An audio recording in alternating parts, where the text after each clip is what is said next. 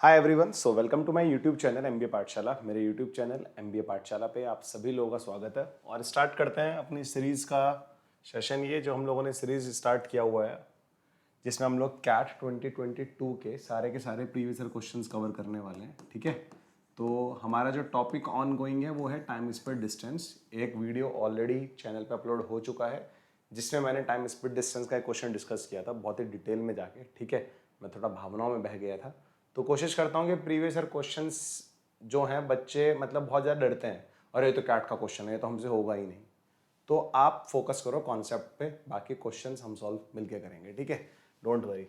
So this is our official Telegram channel, ये हमारा official Telegram channel है, इसको जरूर ज्वाइन कर लेना।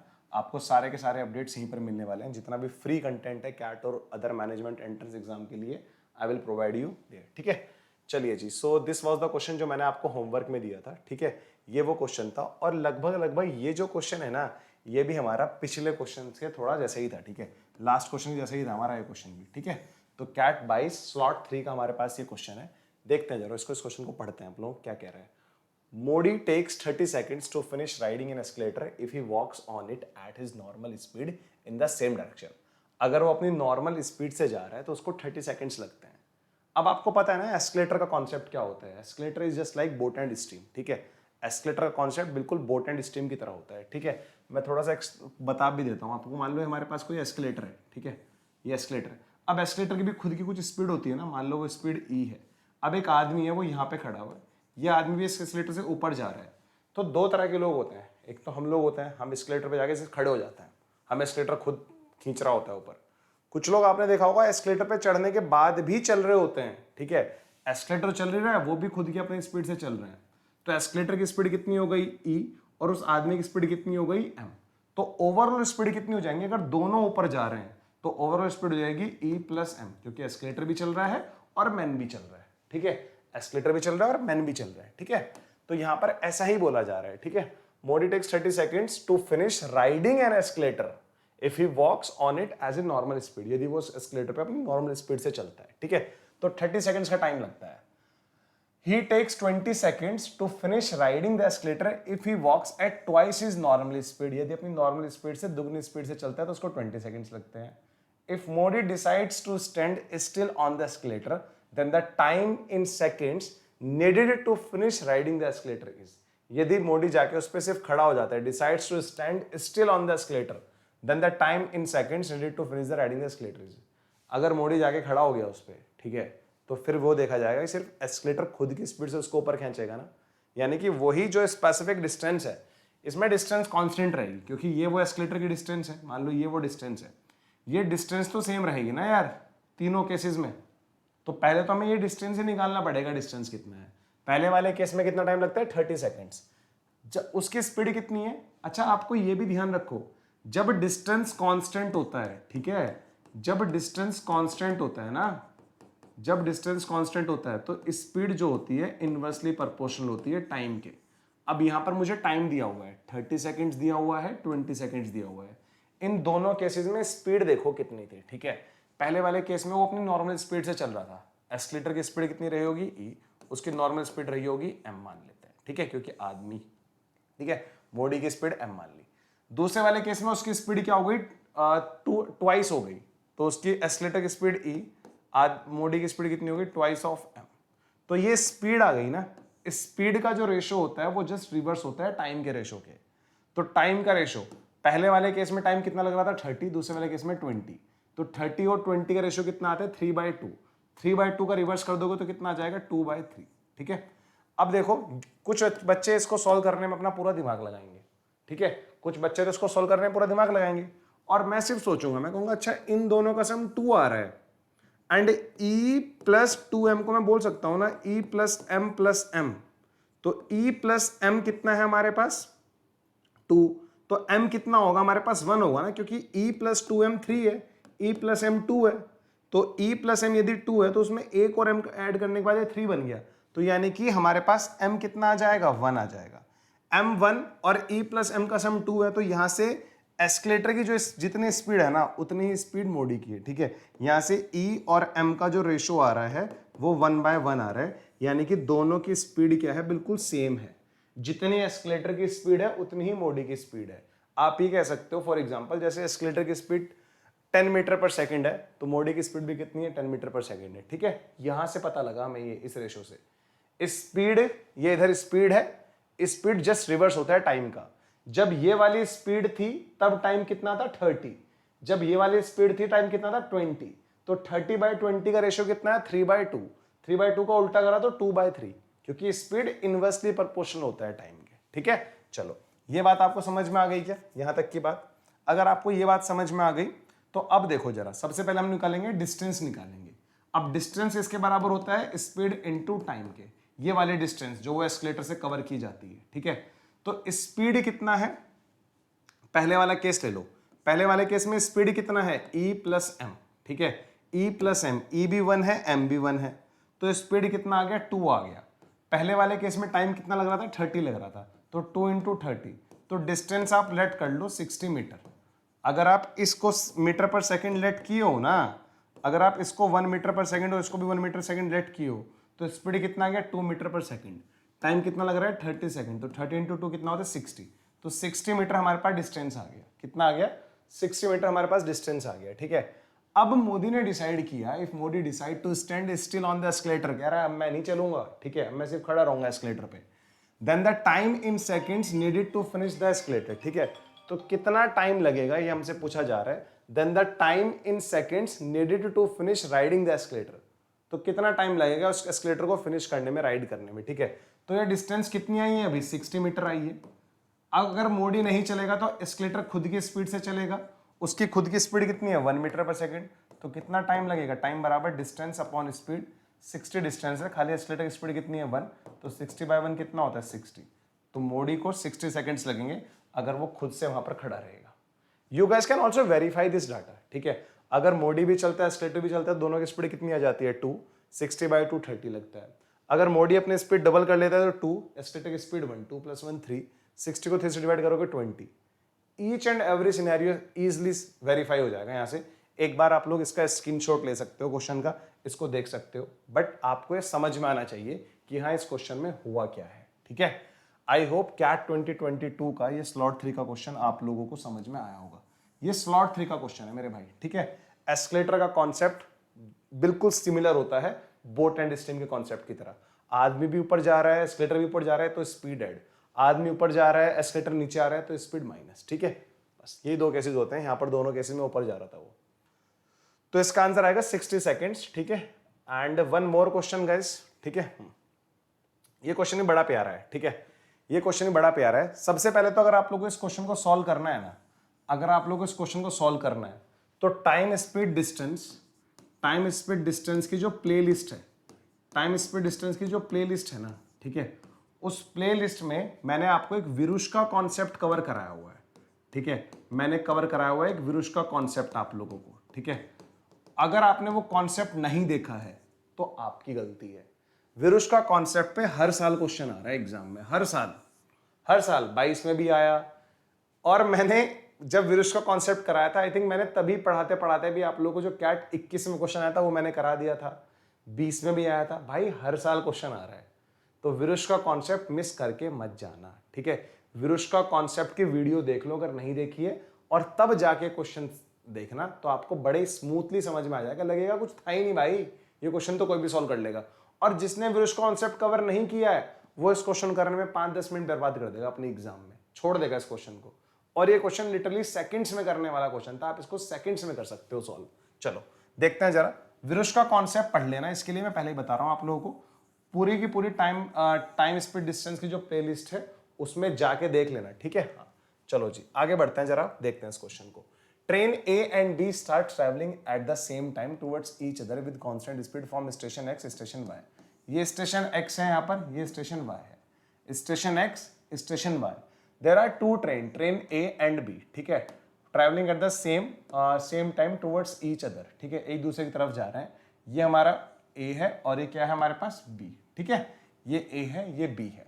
ट्रेन ए रिचेज स्टेशन वाई, ट्रेन ए रिचेज स्टेशन वाई इन 10 मिनट्स, ट्रेन ए रिचेज स्टेशन वाई इन 10 minutes, यानी कि ये ट्रेन ए यहां से लेके यहां तक का डिस्टेंस 10 मिनट में कवर कर लेती है, यहां से लेके यहां तक का डिस्टेंस 10 मिनट में कवर कर लेती है। While train B takes 9 minutes to reach station X after meeting train A। Simple सी बात है, start travelling at the same time towards each other, दोनों ने सेम टाइम पे चलना शुरू किया। अब इस ट्रेन ए के वाई पर पहुंचने से पहले की कुछ बात करते हैं। कुछ टाइम तो ऐसा आया होगा ना जब ट्रेन ए सेम टाइम पे निकली है, ट्रेन बी भी सेम टाइम पे निकली है।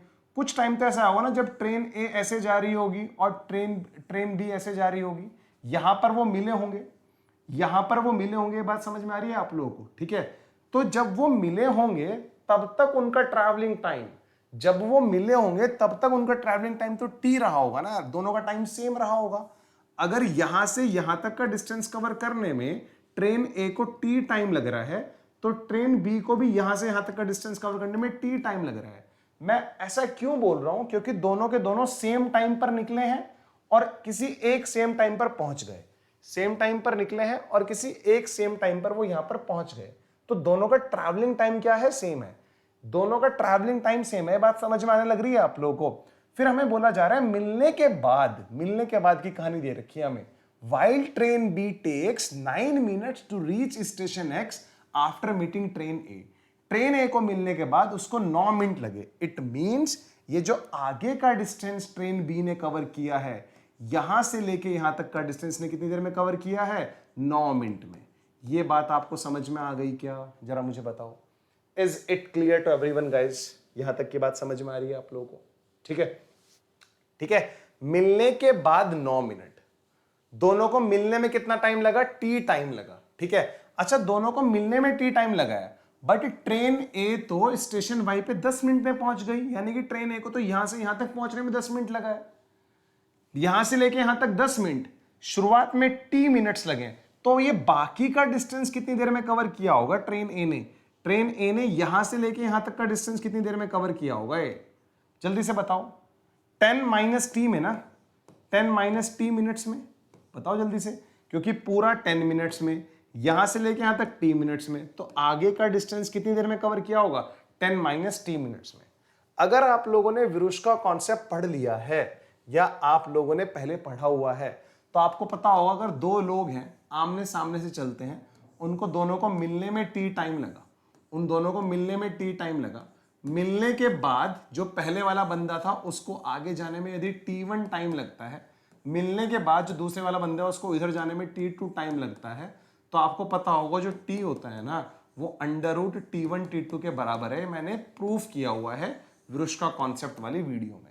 जो T होता है वो अंडर रूट T1 T2 होता है, आपको पता है। तो बस यही तो कॉन्सेप्ट यूज करना था। ये तो कोई केजी का बच्चा भी बना लेगा इस तरह का डायग्राम कि दो स्टेशन हैं, स्टेशन ए से ट्रेन ए निकलती है, ट्रेन ए स्टेशन वाई पे 10 मिनट में पहुंच जाती है, ट्रेन बी मिलने के बाद 9 मिनट लेती है, तो मिलने में कितना टाइम लगा होगा? दोनों को टी टाइम लगा होगा। यहां पर विरुष्का कॉन्सेप्ट में भी टी माना था, यहां पर भी टी है, तो जो टी का वैल्यू होगा वो अंडर रूट होगा मिलने के बाद के टाइम के। तो मिलने के बाद ट्रेन ए को कितना टाइम लगा? 10 माइनस टी, तो under root of 10 minus T. मिलने के बाद ट्रेन बी को कितना टाइम लगा? टी टाइम लगा। Now I am squaring both sides, तो it will becomes T square, और इधर आ जाएगा 10 माइनस टी और ये आ जाएगा इनटू टी। अब आप इस क्वाड्रेटिक इक्वेशन को इजीली सॉल्व कर सकते हो। इक्वेशन सॉल्व करके टी का वैल्यू आ जाएगा ना, कोई मैटर नहीं करता। कोई क्वाड्रेटिक इक्वेशन कौन नहीं सॉल्व करना जानता? क्लास 10 पे हमने सीखा था, ठीक है। बट मैं सॉल्व करने से बचता हूं। मैं कभी भी क्वाड्रेटिक इक्वेशन को सॉल्व नहीं करता अगर उस क्वेश्चन के ऑप्शंस दिए हुए हैं। हमें ऑप्शंस दिए हुए हैं तो मैं इसको सॉल्व नहीं करूंगा, ठीक है। हमसे पूछा जा रहा है total time taken in minutes by train B to travels from station Y to station X. Total time कितना लगा ट्रेन बी को वाई से एक्स तक ट्रैवल करने में? इट मींस टोटल टाइम हमारे अकॉर्डिंग कितना है? टी प्लस 9 मिनट्स है। अब टी का कुछ ना कुछ तो वैल्यू रहा होगा ना। अगर टोटल टाइम हमारा टी प्लस 9 मिनट्स है, यानी कि 9 मिनट से ज्यादा ही आंसर आएगा, तो ये तो भारी हो गया, क्योंकि आंसर ही हमारा 9 मिनट से ज्यादा आएगा। अगर हमारा टी प्लस 9 का वैल्यू 10 है, क्योंकि हमें टोटल टाइम दिया हुआ है ऑप्शन में, और टोटल टाइम ट्रेन बी को एक्स तक पहुंचने में कितना लगा है? मिलने तक टी, उसके बाद 9 minutes, T plus 9। T plus 9 का वैल्यू अगर 10 है, तो यहां से टी का वैल्यू कितना आएगा? 1। टी का वैल्यू 1 इसमें सेटिस्फाई कर रहा है क्या? 1 का स्क्वायर 1, 10 माइनस 1 9, t का वैल्यू 1। तो क्या 1 9 के बराबर होता है? नहीं, ये ऑप्शन भी बेकार। अगर t प्लस 9 का वैल्यू 15 है, t प्लस 9 का वैल्यू 15 है, तो t का वैल्यू कितना आएगा? 6। अब t को 6 से सेटिस्फाई कराओ जरा, इसमें t को 6 से सेटिस्फाई कराओ, जो सेटिस्फाई कर जाएगा वही आंसर। 6 का square 10 minus 6 which is 4, t का वैल्यू कितना है?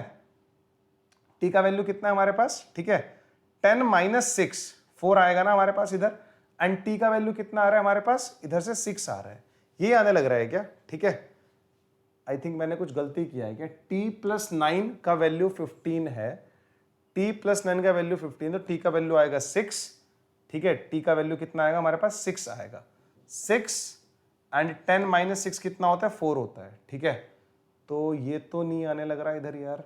एंड 12 अगर वेरीफाई कराएंगे तो ये आएगा हमारे पास 3 आएगा। ठीक है, एंड इधर अगर 3 t का वैल्यू 3 आएगा। मैं कुछ कैलकुलेशन मिस्टेक कर रहा हूँ, मुझे डाउट हो रहा है। ठीक है, एक मिनट, ये तो नहीं होगा, ये वाला तो वेरीफाई नहीं करेगा। t का वैल्यू 1, ठीक है, मतलब t प्लस 9 का वैल्यू 15 है, t प्लस 9 का वैल्यू 15 है, तो t का वैल्यू यहां से आएगा 6, t का वैल्यू 6 आएगा। t का वैल्यू अगर 6 आया हमारे पास, तो 10 माइनस 6 कितना होता है हमारे पास? 10 माइनस टी था ना ये बाद का टाइम, पूरा टाइम t इसमें से हटा दो, मिलने के बाद 10 माइनस टी, इसको मिलने के बाद 9 लगेगा ना यार, 9 टाइम लगेगा इसको। ये इक्वेशन मैंने गलत लिखा है। ठीक है, हाँ, इस इक्वेशन में यहाँ पर 9 आएगा ना मेरे भाई। ठीक है, इस इक्वेशन में यहाँ पर 9 आएगा, मैं वही कह रहा हूँ ना, मिलने के बाद का टाइम, मिलने के बाद ट्रेन ए को तो 10 माइनस टी टाइम लगा है और उसको 9 लगा है, तो यहाँ पर 9 आएगा। ठीक है, हाँ, मैं वही देख रहा हूँ, मैंने कहा ऐसे तो कोई भी ऑप्शन सेटिस्फाई नहीं कर रहा है इसमें। ठीक है, यहाँ पर 9 आएगा, ये मेरा मिस्टेक था भाई। ठीक है, तो अब t का वैल्यू 6 है, तो 6 1 सेटिस्फाई नहीं कर रहा ना, 1 आएगा तो 9 इंटू 9 81, 81 1 के बराबर नहीं होता, तो ये ऑप्शन भी तो अब भी सेटिस्फाई नहीं कर रहा, ऑप्शन भी तो अब भी सेटिस्फाई नहीं कर रहा। ठीक है, ऑप्शन सी देखते हैं जरा, जो कि 15 था, t प्लस 9 का वैल्यू 15 है, तो t का वैल्यू 6, 6 का स्क्वायर 36, 10 माइनस 6 कितना होता है? 4, 9 इंटू 4 36, इधर भी 36, इधर भी 36। ऑप्शन सी सेटिस्फाई कर रहा है, थर्ड सेटिस्फाई कर रहा है। ठीक है, थोड़ा सा गलती हुआ था मेरे से, उसके लिए यार सॉरी। ठीक है, मतलब ऐसी गलती मुझसे तो होनी नहीं चाहिए।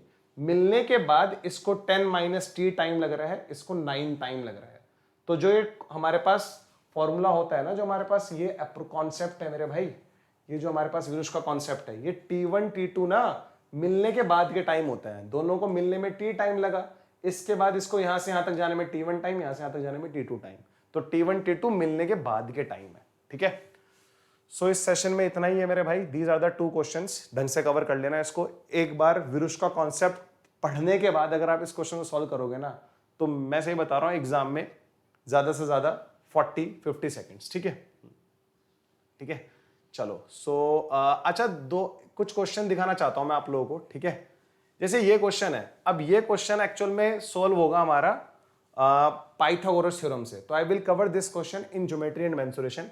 अगेन जैसे ये वाला क्वेश्चन है, इसमें इक्विलेटरल ट्रायंगल का कॉन्सेप्ट है, तो I will cover this question in geometry mensuration. तो ये 2 क्वेश्चन थे जिनमें टाइम स्पीड डिस्टेंस के साथ साथ ज्योमेट्री मेंसुरेशन कॉन्सेप्ट यूज हो रहे थे, तो मैं इनको उसी के साथ कवर करूंगा। ठीक है,